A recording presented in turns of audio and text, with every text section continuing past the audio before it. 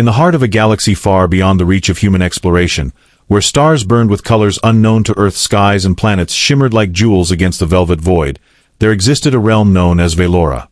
It was a world unlike any other, a place where crystalline forests hummed with ancient melodies, rivers flowed with liquid light, and mountains floated in defiance of gravity. The inhabitants of this ethereal planet were no less extraordinary. They called themselves the Luminari, beings whose translucent skin glowed softly under their twin suns, casting an ever-shifting aura that mirrored their emotions. Among them stood Princess Nyara, the most radiant and revered figure of her kind. Nyara had been groomed for leadership since birth, raised amidst opulent halls adorned with cascading starlight and whispered secrets of the cosmos.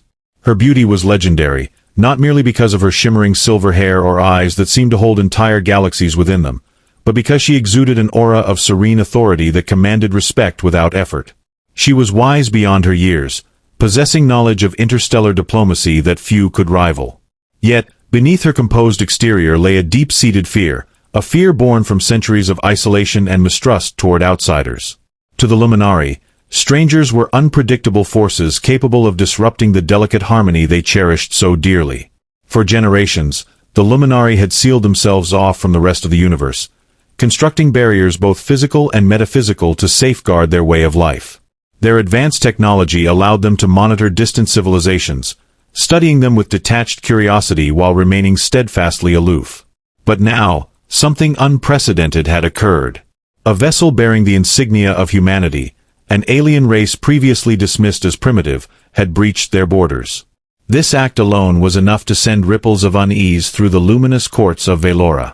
What made it worse was the message accompanying the ship, a request for peaceful dialogue, delivered with unshakable conviction by its captain, a human diplomat named Elias Kale. Elias was unlike anyone Nyara had encountered before. Standing tall even among his own kind, he carried himself with an air of quiet confidence that bordered on audacity. His features were sharp yet approachable, framed by dark hair streaked with strands of gray that spoke of experience rather than age. His eyes, however, were what struck her most profoundly. They held none of the arrogance or desperation she had expected from someone daring to approach her people. Instead, they gleamed with a clarity of purpose that unsettled her deeply. There was courage in those eyes, a courage that refused to be diminished by the weight of uncertainty or the looming possibility of failure.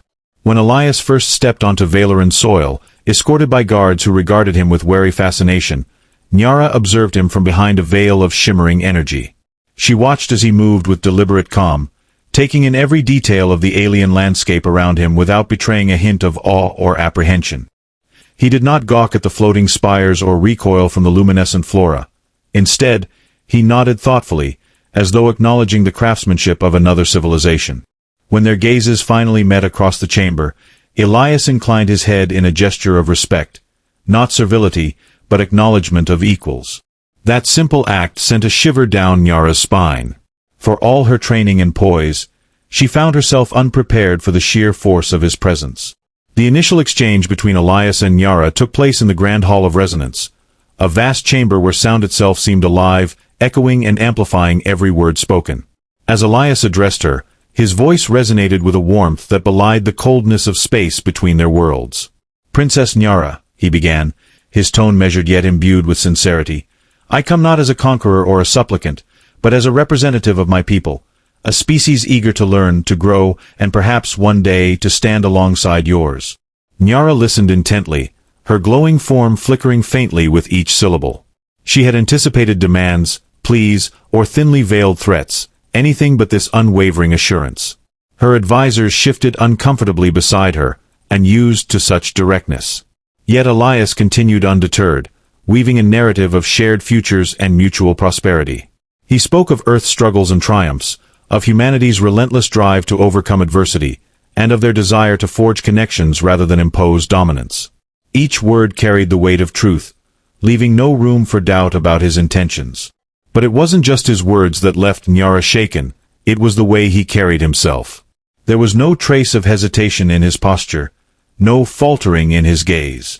Even when faced with the collective scrutiny of the Luminari Council, he remained resolute, meeting their probing questions with answers that were thoughtful and precise. When one elder challenged him, accusing humanity of being too volatile to merit trust, Elias responded without defensiveness. "We are flawed," he admitted, his expression softening but never wavering. "But it is our flaws that make us strive for betterment. And it is our differences that give us strength when we choose to unite." Nyara felt a strange tightness in her chest, a sensation she couldn't quite name. It wasn't fear, exactly, nor was it anger. It was something deeper, more primal, a recognition of qualities she had long suppressed within herself. Courage. Conviction. The audacity to believe in possibilities others deemed impossible. These were traits she admired, even envied, yet they also terrified her. If Elias truly believed in the potential for unity between their races, then what did that mean for the walls her people had built? What did it mean for her? As the meeting drew to a close, Elias extended an invitation, one final test of sorts. "Walk with me," he said simply, gesturing toward the crystalline gardens outside the hall. "Let me show you what drives us, what inspires us to reach beyond ourselves." Nyara hesitated, torn between duty and curiosity. The elders murmured disapprovingly, but she silenced them with a single glance. Rising gracefully from her throne, she followed him into the shimmering expanse, her mind racing with questions she dared not voice aloud. The moment Elias extended his hand to guide her through the crystalline gardens, Nyara felt a surge of conflicting emotions coursing through her veins. The gesture was simple, almost instinctual, yet it carried an intimacy that startled her. She hesitated briefly, her luminous fingers hovering inches above his outstretched palm, before finally placing her hand in his. The contact sent a jolt through her, a spark of energy that resonated deep within her core. For the first time in her life, she felt exposed, vulnerable, as if the carefully constructed barriers she had erected around herself were crumbling under the weight of his unwavering gaze. As they walked together, the crystalline trees swayed gently, their translucent leaves refracting the light of Velora's twin suns into dazzling patterns that danced across the ground. Elias spoke softly, his voice blending seamlessly with the ambient hum of the forest. He recounted stories of Earth, of its sprawling cities and untamed wilderness, of its people's resilience in the face of hardship, and of their boundless capacity for hope. Each tale painted a vivid picture of a world both fragile and fierce, chaotic yet beautiful. Nyara listened intently, her glowing form flickering subtly with each revelation, betraying the turmoil brewing within her. What unnerved her most was not the content of his words, but the way they stirred something dormant inside her, a yearning she hadn't realized existed until now. Elias described humanity's dreams of reaching beyond their own stars, of forging connections with others who might share their vision of a united cosmos. His passion was infectious, igniting a spark of curiosity she had long suppressed. Could such unity truly exist? Could two vastly different species coexist without unraveling the fabric of their respective societies? The question swirled in her mind, pulling her in directions she feared to explore. Yet, with every step they took, Elias's confidence only grew stronger. He spoke of challenges faced and overcome, of failures turned into lessons, and of moments when humanity had risen above its baser instincts to achieve greatness. His voice carried no arrogance, only a quiet certainty that left Nyara questioning everything she had been taught about outsiders. Her people had always viewed humans as reckless and impulsive, driven by greed and ambition. But here was Elias, embodying none of those traits. Instead, he radiated a sense of purpose that transcended personal gain, a quality she found both admirable and unsettling. Her discomfort reached its peak when they arrived at a clearing where the garden's natural symphony seemed to crescendo. The air vibrated with harmonies created by the wind brushing against crystal branches, and Elias paused, turning to face her fully. His eyes locked onto hers, piercing through the layers of composure she had spent centuries perfecting. "You fear us," he said quietly, his tone neither accusatory nor condescending. "Not because you think we'll harm you, but because you're afraid of what we represent, the unknown, the unpredictable." Nyara froze, her breath catching in her throat. How could he see so clearly? How could he strip away her defenses with nothing more than a few well-chosen words? She wanted to deny it, to retreat behind the polished facade of diplomacy she had mastered, but the truth lingered in the space between them, undeniable and raw. "And what is it you represent, Elias?" she asked, her voice barely above a whisper. "Hope or chaos?" He didn't answer immediately. Instead, he reached out again, this time placing a gentle hand on her shoulder. The touch was fleeting but deliberate, and it sent another wave of emotion crashing over her. "Perhaps both," he admitted, his expression softening. "But isn't that what growth requires? To embrace the unknown, even when it scares us." The weight of his words settled heavily upon her, forcing her to confront the fears she had buried beneath layers of tradition and expectation. Fear of change. Fear of losing control. Fear of trusting someone who came from a world so alien to her own. She wanted to pull away, to retreat to the safety of her palace and the counsel of her advisors, but something rooted her to the spot. It wasn't just Elias's courage or conviction, it was the way he made her feel seen, understood, in a way no one else ever had. For the first time, Nyara allowed herself to imagine a future where her people might open their doors to outsiders, not out of obligation, but out of choice. A future where the barriers they had built could become bridges instead. But the thought filled her with equal parts excitement and dread. What if she failed? What if embracing humanity led to the very destruction she had sworn to prevent? The questions haunted her, swirling in her mind like storm clouds threatening to break. As they stood there, surrounded by the ethereal beauty of the crystalline forest, Nyara realized that Elias's presence had already begun to change her. He had planted seeds of doubt and possibility in her heart, challenging her to question the foundations of her beliefs. And though part of her resisted, another part, a part she hadn't acknowledged until now, yearned to follow wherever those seeds might lead. But the path ahead was uncertain, fraught with risks she wasn't sure she was ready to take. The days that followed Elias's arrival were marked by an uneasy tension that permeated the halls of the Valoran palace. Nyara found herself withdrawing from her usual duties, retreating to secluded chambers where she could process the whirlwind of emotions Elias had awakened within her. She paced endlessly, her luminous form flickering erratically as she wrestled with thoughts that refused to settle. The fear she had felt during their walk in the gardens lingered, gnawing at her resolve. It wasn't just fear of humanity or their intentions, it was fear of herself, of the doubts Elias had sown in her mind. Could she truly trust him? Could she trust herself to make the right decision for her people? Meanwhile, the Luminary Council convened in heated debates, their voices rising and falling like waves crashing against a shore. Some argued vehemently against any further interaction with humanity, citing the dangers of exposing their society to external influences. Others, swayed by Elias's eloquence and the promise of collaboration, advocated for cautious engagement. Nyara sat silently through these discussions, her glowing presence dimmed by the weight of indecision. She knew her role demanded clarity and leadership, yet she felt paralyzed by the enormity of the choice before her. Every argument presented only deepened her internal conflict, pulling her in opposing directions. Elias, for his part, remained patient but persistent. He requested additional meetings with Nyara, each encounter revealing new facets of his character and deepening the complexity of her feelings.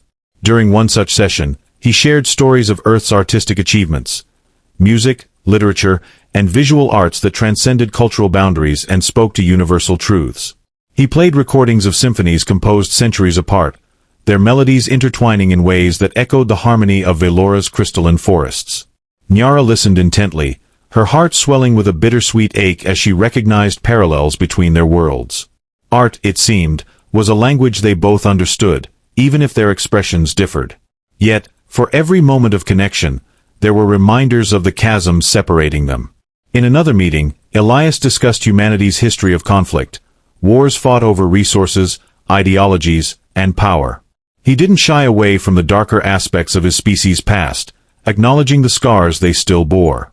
Nyara watched him closely, searching for signs of regret or justification, but found only honesty.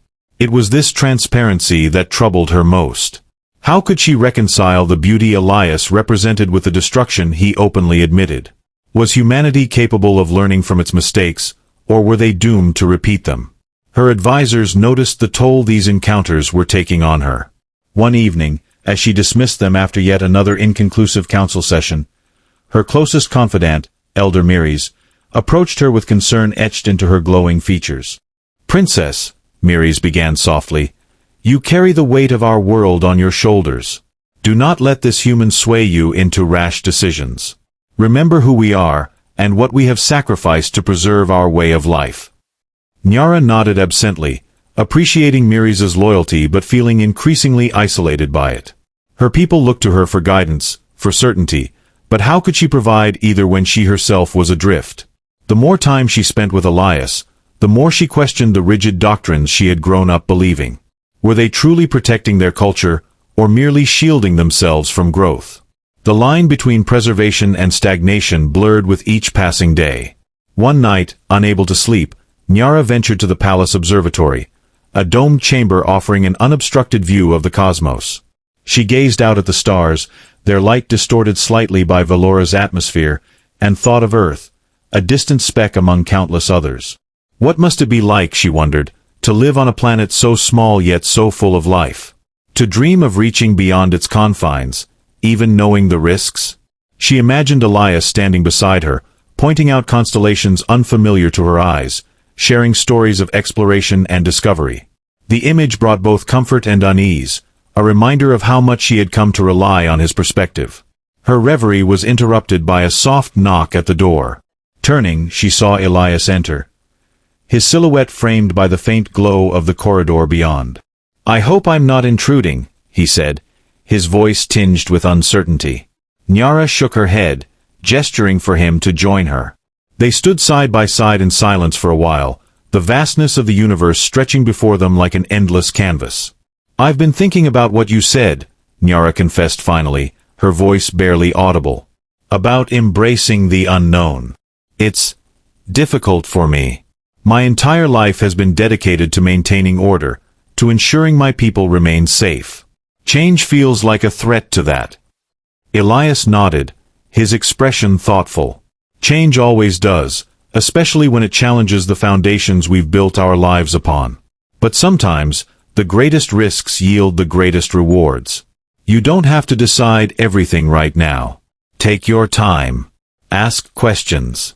Doubt is part of the process." His words offered little solace, yet they resonated deeply. Nyara realized then that her struggle wasn't just about humanity. It was about her own evolution as a leader, as a person. Elias's presence had forced her to confront parts of herself she had long ignored, to grapple with fears she had buried beneath layers of duty and tradition. Whether she embraced or rejected his vision, one thing was certain: she would never be the same. As dawn broke over Velora, painting the sky in hues of lavender and gold, Nyara returned to her chambers, her mind heavy with unresolved questions. The path forward remained obscured, but for the first time, she felt a glimmer of determination, a willingness to seek answers, no matter how daunting the journey might be. The days that followed were a blur of introspection and deliberation for Nyara. She found herself oscillating between moments of clarity and overwhelming doubt, each decision she contemplated seeming to unravel into countless possibilities. Her advisors grew increasingly uneasy, their whispers filling the corridors of the palace with tension. Some urged her to sever ties with Elias immediately, fearing the prolonged interaction would only deepen humanity's influence. Others, though fewer in number, quietly encouraged her to explore the potential alliance further, citing the benefits of shared knowledge and resources. Yet, no matter how many arguments were presented, Nyara felt trapped in a labyrinth of her own making, unable to find a way forward. Elias, sensing her turmoil, began to adjust his approach.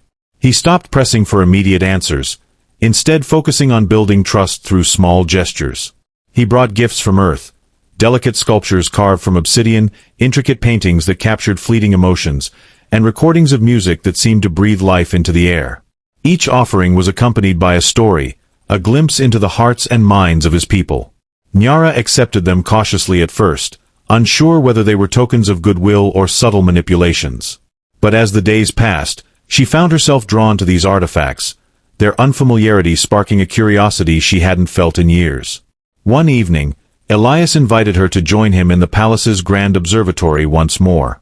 This time, he carried with him a device, a sleek, metallic sphere etched with glowing patterns that shifted like liquid light. "It's called a star map," he explained, holding it up for her to see. "It shows the constellations as seen from Earth. I thought you might appreciate seeing your stars through our eyes." Nyara hesitated before taking the sphere, her fingers brushing against its cool surface. As she activated it, the room filled with holographic projections of celestial bodies, their positions rearranged to reflect humanity's perspective. The sight was disorienting yet mesmerizing, a reminder of how vast and interconnected the universe truly was. For a moment, she forgot her fears, losing herself in the beauty of the cosmos reframed. "This is remarkable," she murmured, her voice tinged with awe. "To think that we share the same sky, yet see it so differently." Elias smiled faintly, his expression softening. "That's the thing about perspectives. They shape us, define us. But sometimes, sharing them can reveal truths we never imagined."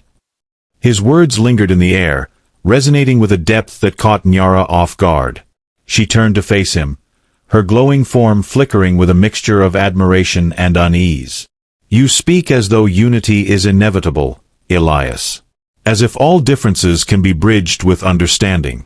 But what if some divides are too great? What if my people aren't ready, or willing, to take that step?" He didn't answer right away, his gaze drifting toward the projected stars. When he finally spoke, his tone was measured but firm. "I won't lie to you, Nyara. Unity isn't easy.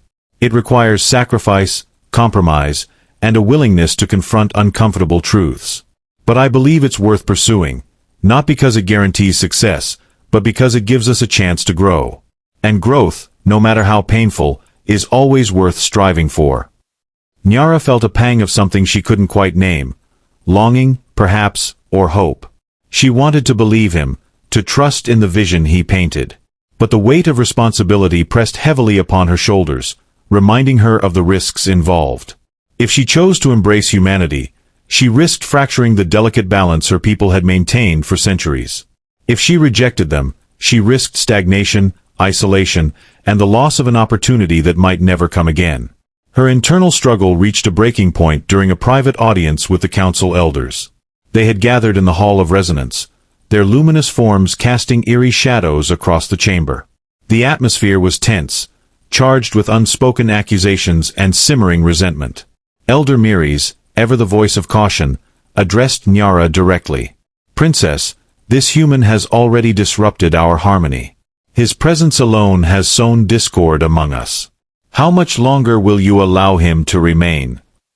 Nyara clenched her fists beneath the folds of her robes, her composure wavering under the weight of their scrutiny. "He has done nothing but extend an olive branch," she countered, her voice steady despite the storm raging within her. "To dismiss him outright would be to close ourselves off entirely, to deny any possibility of progress." "Progress?" another elder interjected, his tone sharp with disbelief. What progress could come from aligning ourselves with a species so volatile, so prone to destruction? "Their history speaks for itself, Princess. Why gamble our future on such uncertainty?" The question hung in the air, heavy and unyielding. Nyara opened her mouth to respond, but no words came. She knew their concerns were valid. She shared them, after all. Yet, deep down, she couldn't shake the feeling that rejecting Elias outright would be a mistake, a missed opportunity that might haunt her people for generations to come. As the debate raged on, Nyara's thoughts drifted back to the crystalline gardens, to the moment Elias had placed his hand on her shoulder and spoken of embracing the unknown. His courage had shocked her then, leaving her shaken and fearful. Now, faced with the collective skepticism of her advisors, she realized that his courage wasn't just admirable, it was necessary. Without it, without the willingness to take risks and challenge the status quo, nothing would ever change. But did she possess that same courage? Could she rise above her fears and doubts to lead her people toward a new horizon? The questions gnawed at her, relentless and unrelenting. She excused herself from the council abruptly, retreating to the solitude of her chambers.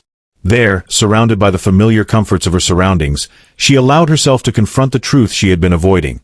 The decision before her wasn't just about humanity, it was about her.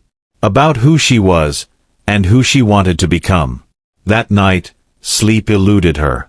She wandered the palace halls aimlessly, her footsteps echoing softly against the polished floors.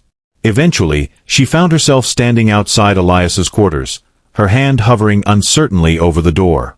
She didn't know what she intended to say, or even if she should disturb him. But something compelled her to knock, the sound reverberating faintly in the stillness. When Elias opened the door, his expression shifted from surprise to concern. "Nyara," he said gently, stepping aside to let her enter. "Is everything all right?" She hesitated, unsure where to begin. Finally, she settled on the simplest truth. I don't know what to do, Elias. Every path feels fraught with danger. Every choice carries consequences I'm not sure I'm prepared to face. He listened intently, his gaze unwavering. When she finished speaking, he nodded slowly, as though absorbing the weight of her words. You're not alone in this, Nyara. Whatever decision you make, know that I'll stand by you. Not because I expect anything in return, but because I believe in the potential of what we could achieve together. His reassurance brought a measure of comfort, though it didn't erase her doubts. Still, for the first time since his arrival, she felt a glimmer of resolve, a determination to navigate the uncertainty ahead, no matter how daunting it might be. Nyara spent the remainder of the night in quiet contemplation, her mind a tempest of conflicting emotions. Elias's words echoed within her, not as pressure but as a steady beacon guiding her through the chaos.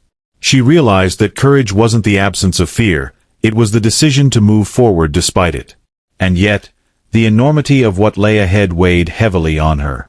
To embrace humanity meant risking everything her people had worked to preserve.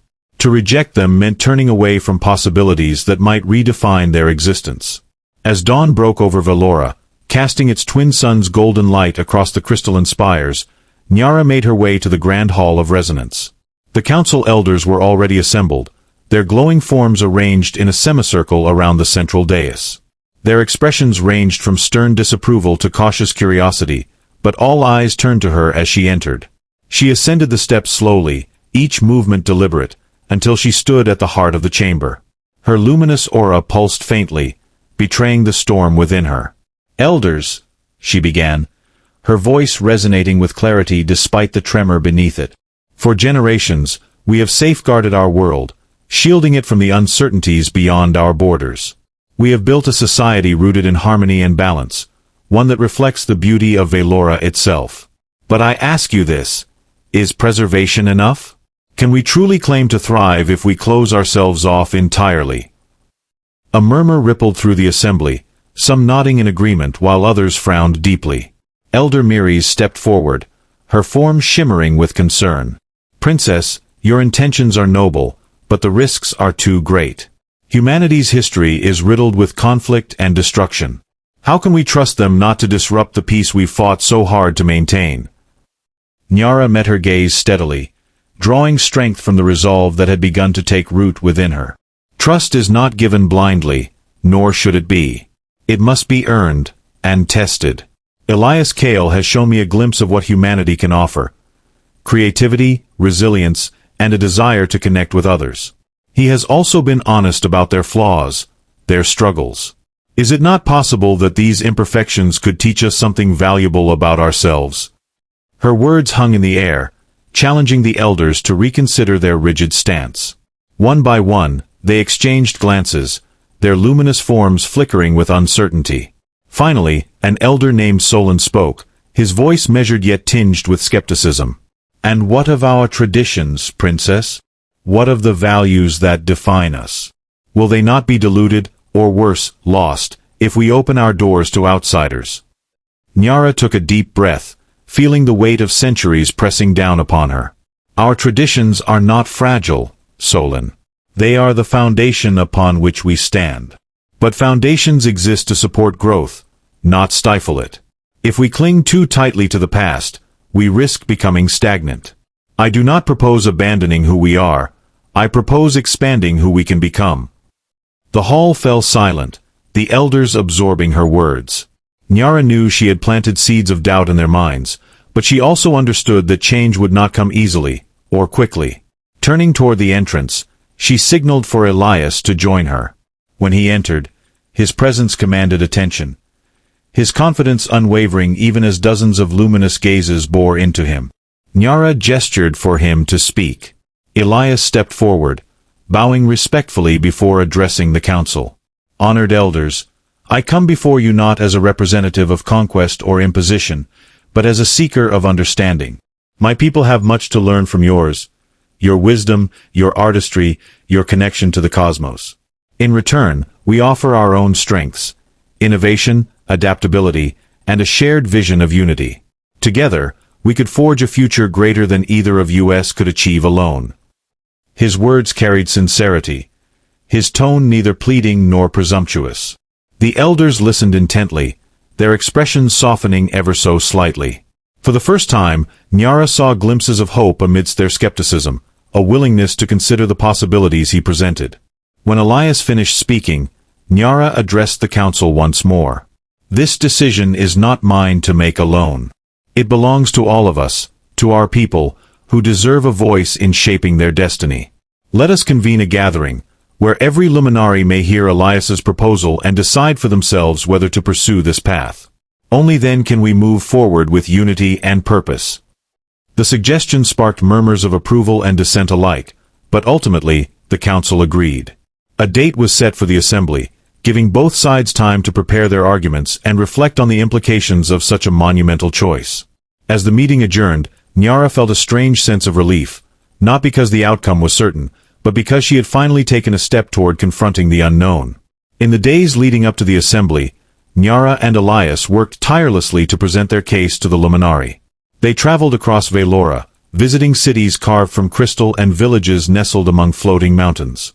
Everywhere they went, they encountered curiosity and apprehension in equal measure. Some luminari welcomed the idea of collaboration, inspired by the stories Elias shared and the artifacts he brought. Others remained steadfast in their opposition, clinging to fears of disruption and loss. Through it all, Nyara found herself growing closer to Elias, their bond deepening with each shared challenge. She admired his patience, his ability to listen without judgment, and his unwavering belief in the potential for unity. Yet, even as her trust in him solidified, she couldn't ignore the lingering doubts that shadowed her thoughts. What if her people rejected his vision? What if her decision led to division rather than cohesion? The day of the assembly arrived, and the great amphitheater of Lumina was filled to capacity. Thousands of luminari gathered beneath a canopy of starlight, their glowing forms creating a sea of radiant hues. Nyara stood at the center of the stage, flanked by Elias and the council elders. As she gazed out of the crowd, she felt a surge of emotion, pride, fear, hope, all intertwined in a tapestry of uncertainty. She began her address, her voice carrying across the amphitheater with resonant clarity. "My people, today we stand at a crossroads. Before us lies a choice that will shape the future of Velora, not just for ourselves, but for generations to come. We have long cherished our isolation, believing it to be the key to our survival. But now, we are faced with an opportunity to reach beyond our borders, to connect with a species whose differences challenge us to grow." Elias followed her speech, speaking directly to the luminari with humility and conviction. He shared stories of Earth's triumphs and failures, emphasizing the lessons humanity had learned through adversity. He spoke of the beauty of diversity, of how embracing the unknown could lead to discoveries that enriched both cultures. His words struck a chord with many, their luminous forms brightening in response.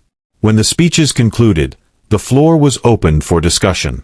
Voices rose and fell, opinions clashed, and emotions ran high.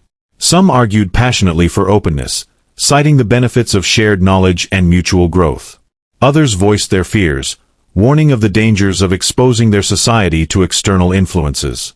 The debate stretched late into the night, the amphitheater alive with the hum of collective deliberation.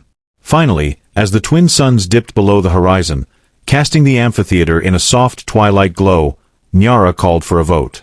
One by one, the luminari raised their hands, their choices illuminated by the light of their auras. The result was close, but decisive. By a narrow margin, the majority chose to pursue dialogue with humanity, to explore the possibilities of alliance rather than retreat into isolation. A wave of relief washed over Nyara, mingled with a profound sense of responsibility. She turned to Elias, who stood beside her, his expression a mixture of gratitude and awe.